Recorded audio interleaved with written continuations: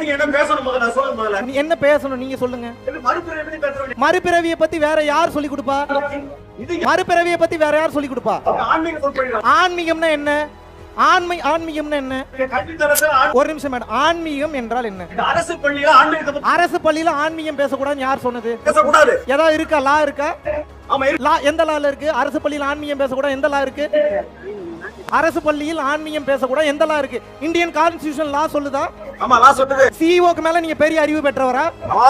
உங்களுடைய முதன்மை கல்வி அலுவலருக்கு மேல நீங்க அறிவு பெற்றவரா? All are equal. All are equal தானே பேசிக்கிட்டு இருக்கேன். What is your problem on that? If you have a problem, you should discuss with me very clearly in a manner way. There is a manners how to ask.